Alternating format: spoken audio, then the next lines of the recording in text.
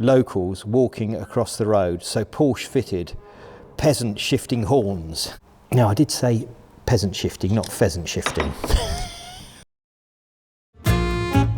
Si sa, noi del sud parliamo a voce alta, si sa, noi del sud facciamo discussione imposta, siamo allergici alle strisce, di restare in fila non ci riesce neanche ai funerali.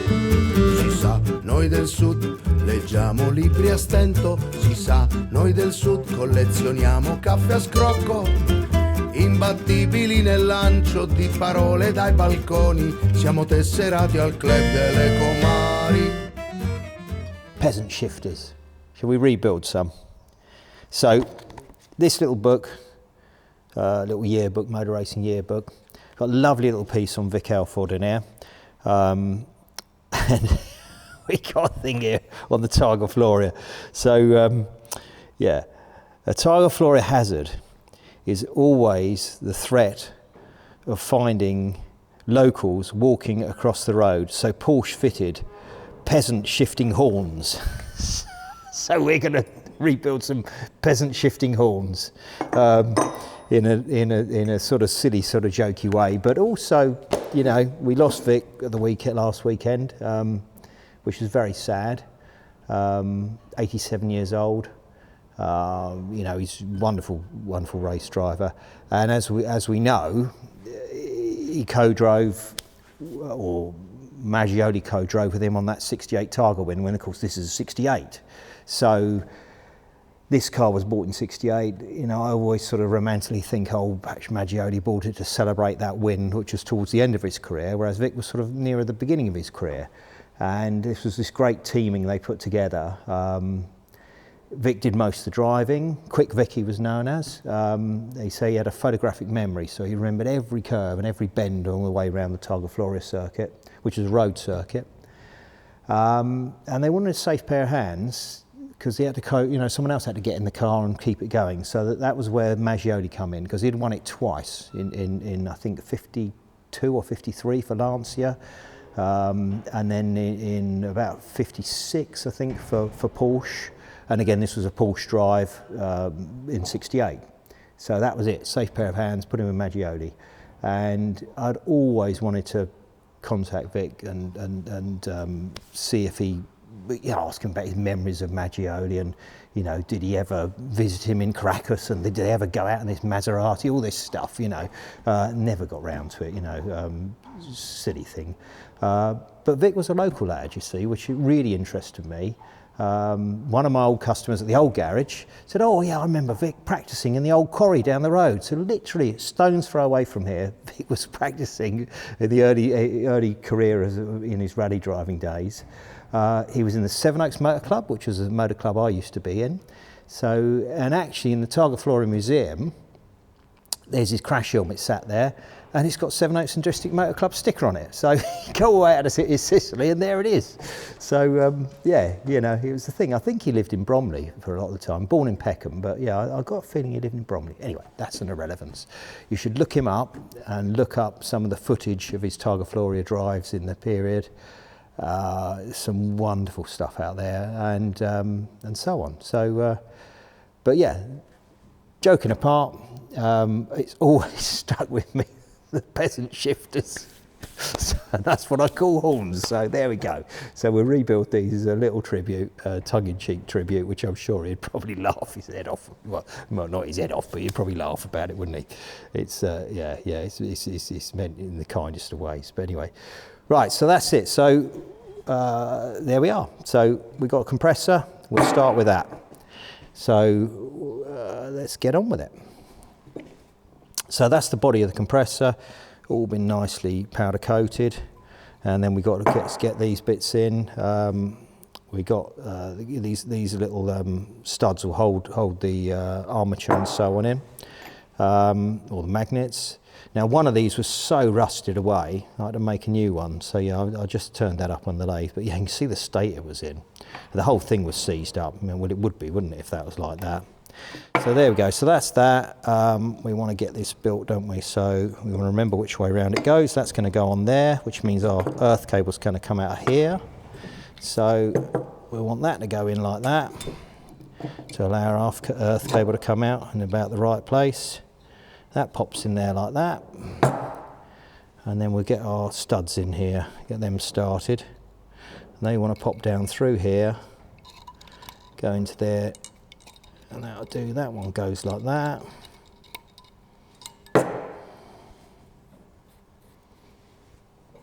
And this second one goes in here like this.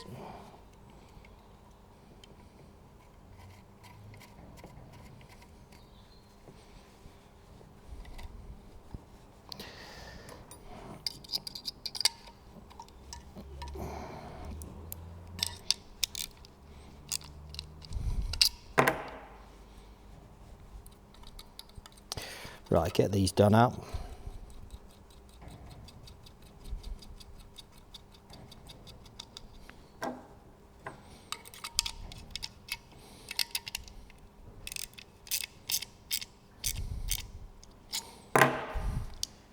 Right, and then we can get our armature popped in. So we want a bit of grease on this, just down on here where it's going to run through the bearings. So pop a bit on there. Let's get that sorted. That pops in there like that.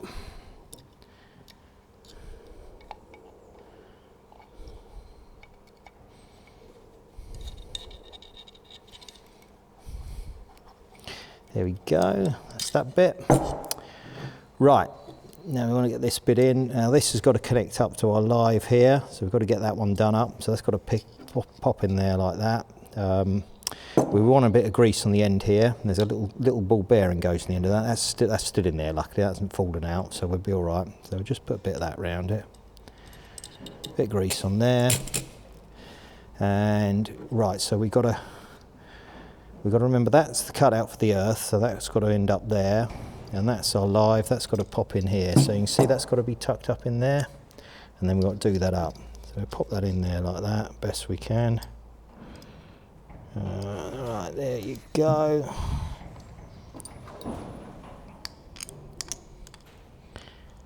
Just nip that up.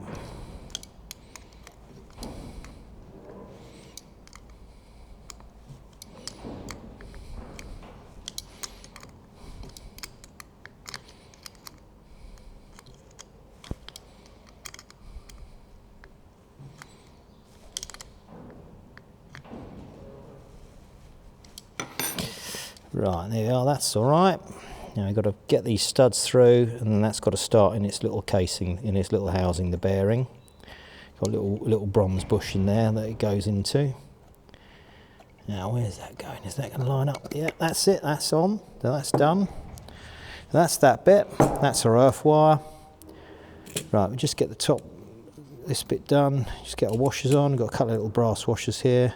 Use a touch of grease on these again because we don't want these seizing up. Well, they're brass, so they're not too bad. Luckily, you know, I was able to get that one out of it. But you know, so they're not too bad. But put a bit of grease on them helps, doesn't it? Then we know it's going to be all right. So pop that in there. Nip them up. What's going on now? That should be an 8. Oh, that's a 7mm. I want an 8mm on that. I'll grab one in a minute. Just nip them up. Right. Grab an 8mm socket. Do them up.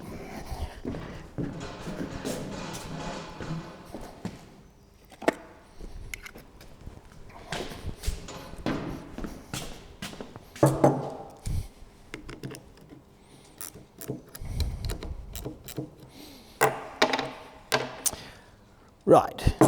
We'll want to put the outlet in. We'll put a tiny bit of Loctite on that just to seal the threads.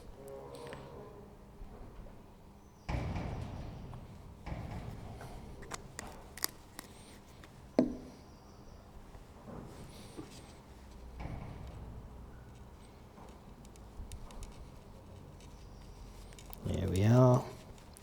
That's what's going to go on our pipe work up to our horns, or trombi.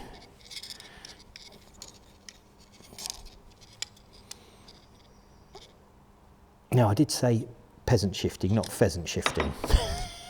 But anyway, right. So, we've got our brushes to go in. And these are all right. They're not, you know, they're not too worn at all. I mean, plenty of life in them, isn't there? But I suppose it doesn't run that often, does it? Because you think about it, you know, you're only pushing the horn when you're pushing the horn, aren't you? Even on the Targa Floria, you probably don't have to have it that often on the go, do you? I think on race day everyone knows what you're doing, but pre that they'll be practicing on open roads with the public on it. So say, watch the films about it. It's quite illuminating what went on.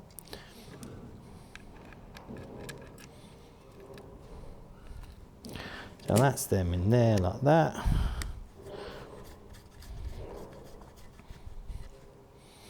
Just put the little cap in, that's done. Now we've got to get the pump in. So we'll have a look at that in a minute. Yeah, so that's our pump. Now this runs much like an oil pump. These little vanes fly out as it goes round, which is what's going to blow the air around effectively. So as I say, a lot of oil pumps are set up like this. So you can see it's sort of off centre when it sits in its housing. See, like that? And then the vanes will fly out as you need them. You see, so you can see even there they're coming out. But yeah, you get the idea. So that goes in like that. And then as that runs, the vanes will fly out. See, like that? Under the centrifuge, and that will push the air around and push it out of here. So it will draw the air through here, push it out there. Now what you've got to remember with that is what's going to drive it. Now all that relies on is just that bit there. You see that little hole? So you've got to pop that bearing in there. If you don't put that ball bearing in there, it won't drive it round. So that's got to just sit in there and live in there like that. And that holds it in place. And that's that bit. Got a little gauze for the air, goes in here. Pops in there, and then there we can get the top on. So we want to get this lined up. So that's going to obviously line up with that lot. So that's going to end up on there like that. So we want to get that sat in the right place. So, and then that's our little oil hole. So our oil goes in here. And which, speaking of which, we've got our proper oil. You see, you've got a little Fireman oil. We've got a proper little oil can. So dear little thing, isn't it? So yeah, I think it's just hydraulic oil really, but we'll give this a little bit of oil before we assemble it, and then yeah, that'll make it run nice, won't it? So we'll do that first, and then we'll pop these in. Well, we just want a bit of grease on these, say on the threads, so they don't seize up. I've had all these replated, all these screws, they're done nicely, so it'd be a shame have them seize up in there, wouldn't it? And there we are, that's them.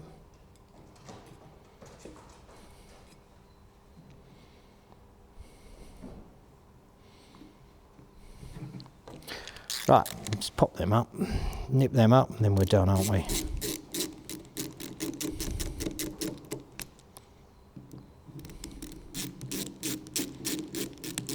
If you're ever fitting anything, you always fit all the bolts to it before you do any of them up. Otherwise, what will happen is you try to do it up, and the next one along will be slightly out of line. Now that's something my dad taught me when I was quite young actually, when I was mucking around with something, and he said, no, you want to do it, do this, don't do the first one up. Get them all started in place so you can move the housing around and then do them up. I can't for the life of me remember what I was actually working on, but it was something or other, and I was quite young. And there's our little oil cap, dear little thing, isn't it? So we'll just pop that in, and then that's if we want to oil it. And you got your little oil tin, your little Fireman oil. You can just use a bit of that in there, can't you? Which is a bit of fun, isn't it? So there we go.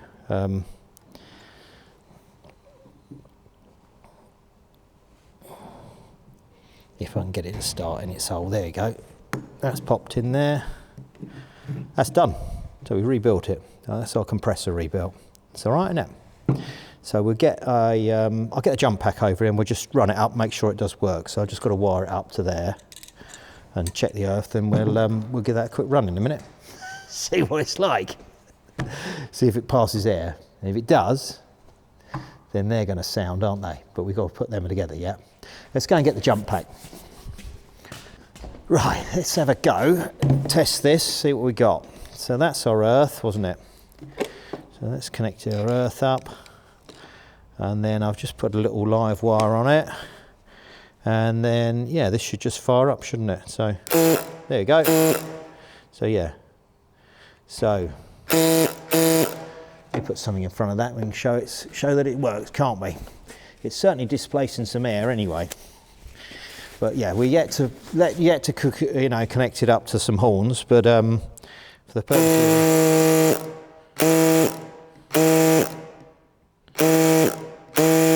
there you go, it's moving plenty of air, so which is what we need. So yeah, that's good. First bit of it done. Now we look at the trombi, or you know, which is where the noise is going to come from.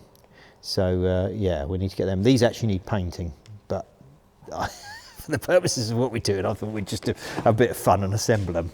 So there we are. Right, let's find what we need for that next job.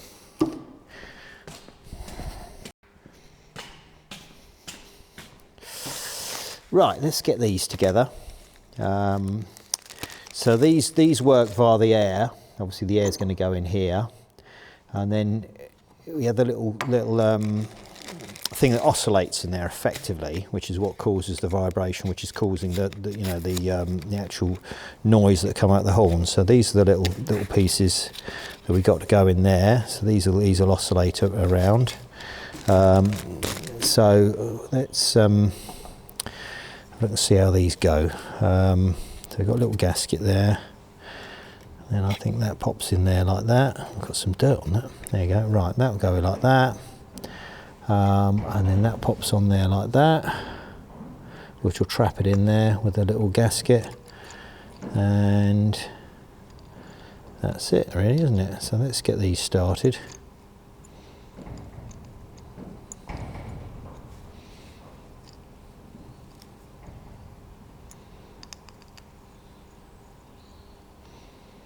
I'm just going to do a quick dry build on this for the fun of it. I will want to put a bit of grease on these really, won't I? But let's just do that. Let's do it properly, won't we? But yeah, I've got to get these painted yet, so this will just be a quick dry run really, just to show that it works really, for the fun of it. And then with them painted, they go in a lovely red colour. They're going to look quite something.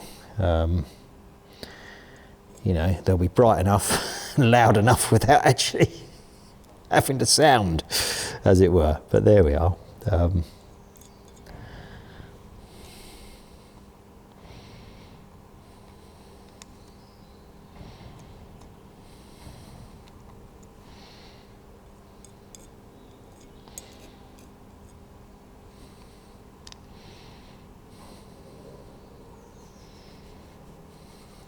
So Vic had retired out to Florida, so that's where he had been living, which is why it hasn't been sort of particularly easy for me to ever get round to talking to him.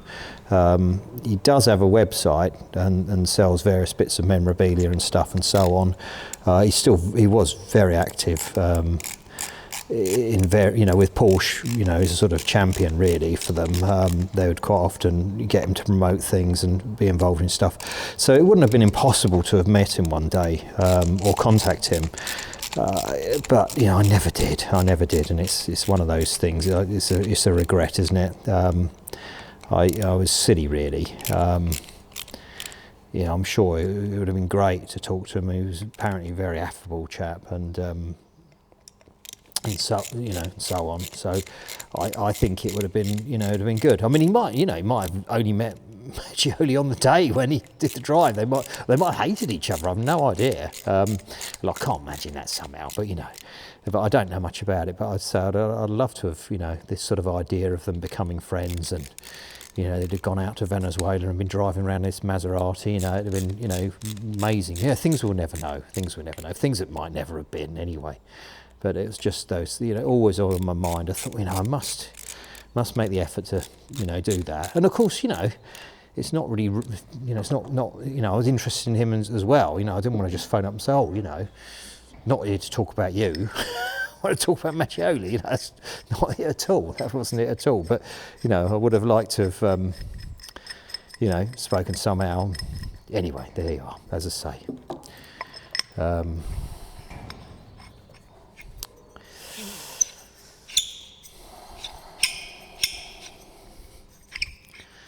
I think we'll put a touch of grease on that because that's squeaking a little there, isn't it? So there we are. Let's just put a bit of grease on that.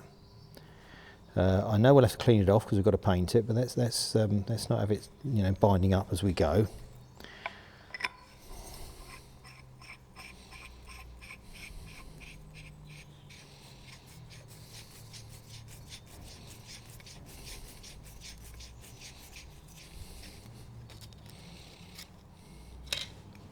So it looks like it actually touches, doesn't it? It looks like you adjust that down till it physically touches. But let's see, we'll find out about that in a minute, won't we, how adjusted we need to get it. So I think what we'll do, we want a little bit of pipe work, don't we, on this. So we want to connect this up to the air. What we could do, we could test it with the airline, couldn't we, just to begin with. So if I get the airline out before we connect it up to that, just to sort of see what we're looking at, give us a rough idea, won't it, of what we're dealing with.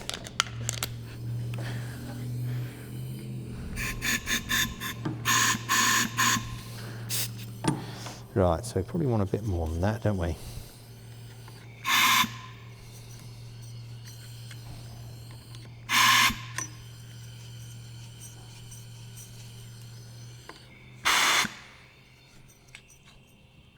Oh, there you go. That was it, wasn't it? So you can obviously alter the tone by that, can't you? Anyway, that's enough of that because I'm going deaf now. But there you are. That's going to work, isn't it? That'll shift some peasants, won't it? It's getting the bloody life out of them. It did me. Right, get a bit of hose. We'll connect it to that, and then we'll see what we've got.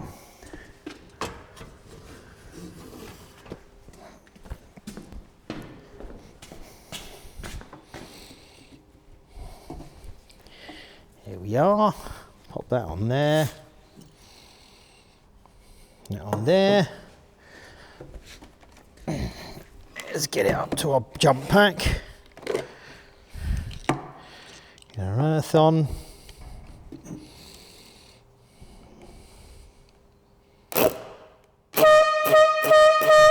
There you go, as I said. Oh dear, simple things and simple minds, eh? I can't help it. Right,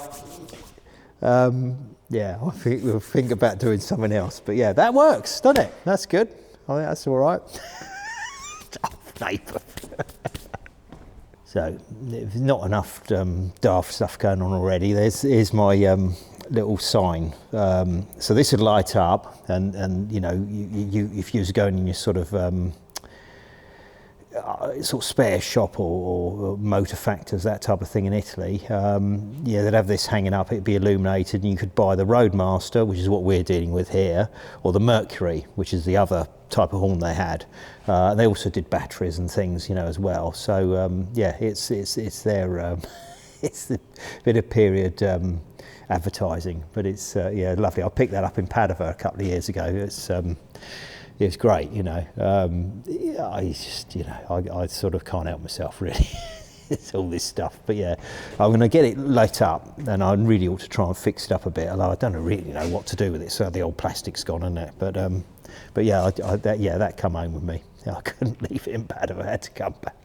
But yeah, that's what we do. All these old things, these Maseratis and stuff, and the Ferraris of the period use these.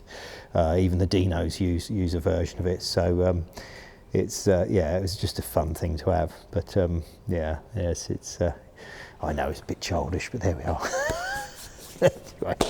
Right, so welcome to book club. Didn't think it's going to get away without me wobbling on about something and showing some pictures. So if we're talking about Vic, we should have a look at some pictures and stuff to do with him. So there's a couple of books I've got. Yeah, I'm not making light of this. I think it's, you know, he's a wonderful man, and you know, it's another little way of celebrating something. So this is a book I've got on the Targa Floria. So it's a lovely book. This one. This is good. This is a good one. So in here, you know, it goes through alphabetically. Stuff to do with the Targa. So there we go. H for helicopter. So just some helicopter for some filming. So okay, so let's find E. And here we go, we're on E. So E for engine. Well, none of it would work without an engine, would it? That's a big part of it. And there we are, we're looking at a Porsche there, aren't we? So that is a Porsche, 1961. That one's a Porsche anyway. So, yeah, another Porsche engine. So, here's a, yeah, 904, then Lancia. Anyway, right, so, anyway, we're not, there we go. So there's Vic. So there we are. So, Elford, you're the best. Exactly.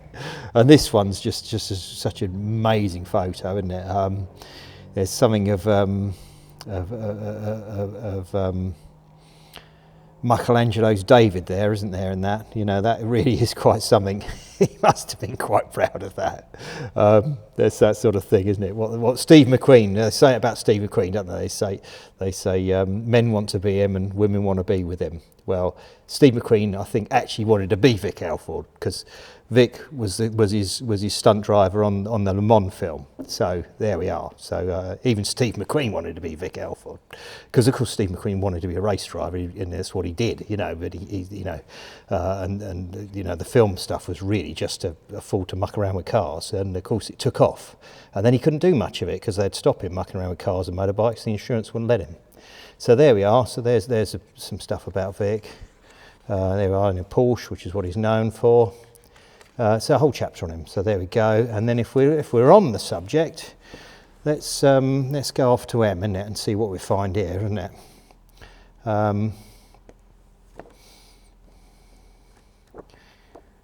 Okay, L, we're on our way, aren't we? L for Lancia. Here we go, the Stratos. Stratos obviously has a Dino engine, so yeah, that's sort of relevant, isn't it?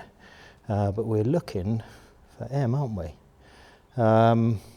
This is for Nino Vaccarella. I've got his signature upstairs in the office, but anyway, it's a different thing. So the VV is Viva Vaccarella, not VW. Anyway, there we are. Right, we're moving up to, what are we looking for? We're looking for M, aren't we? So here we go. There we go, Maglioli. He was thirsty. Isn't that wonderful? So yeah, we got a whole chapter on Maglioli, and I said to you, didn't I, last time, about his Lacoste shirts and so on. So yeah, so there we are, whole thing on Maglioli. So yeah, there we go. It's sort of yeah, that's what we're talking about, wasn't it?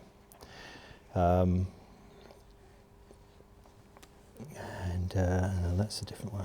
Where are we? So yeah, there we go. So a bit of Maglioli, that's that. And then we'll look at another book. As I say, it is part book club after all. So yeah, that's a good one. That's I recommend that one. So I'll take great pleasure in owning that one. And then we're on to Racing Demons, which is about Porsche on the Targa Florio, which is, you know, and here we are. Vic Elford, he signed this one.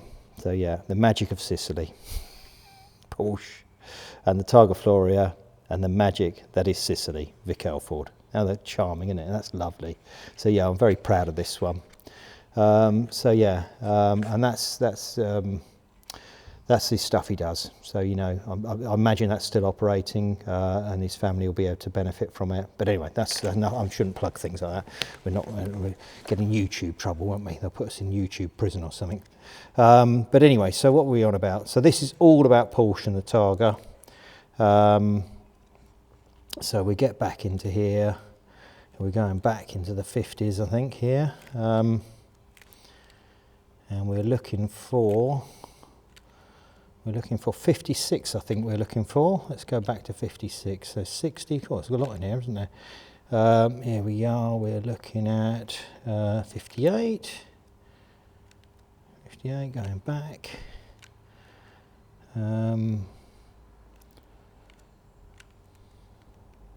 56, there we go, 1956. So here we go. There we go, there's Maglioli. Nice little shot of Maglioli there. Some beautiful Maseratis here, 300Ss and so on. So you've got Maglioli again.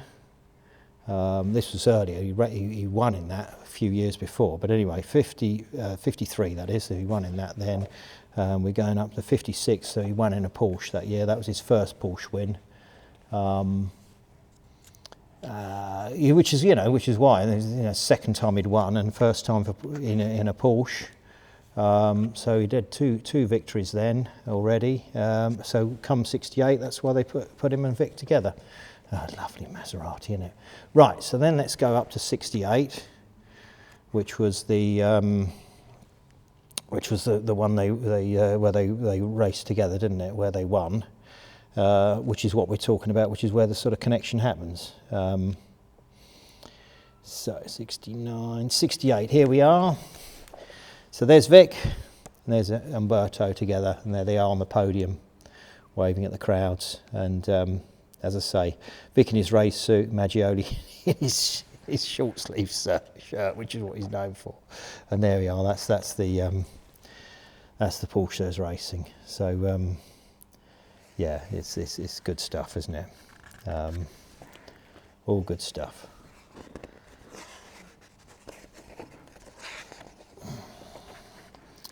So yeah, anyway, enough of that.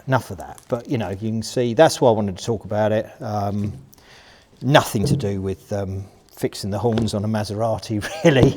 It's just an excuse to show off these books and talk about it. And I, as I say, it does make me chuckle, the peasant shifting horns. When I first read that, I just, that's it. That's what they're called now. And just makes me chuckle. But yeah, sad loss, and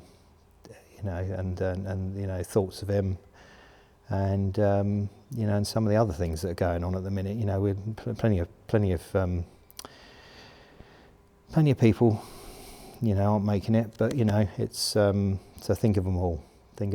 But you could sort of, I could imagine Vic and Umberto and a good old chuckle together, and perhaps they're up there racing that Porsche together again, aren't they? In them beautiful Sicily. But there we are.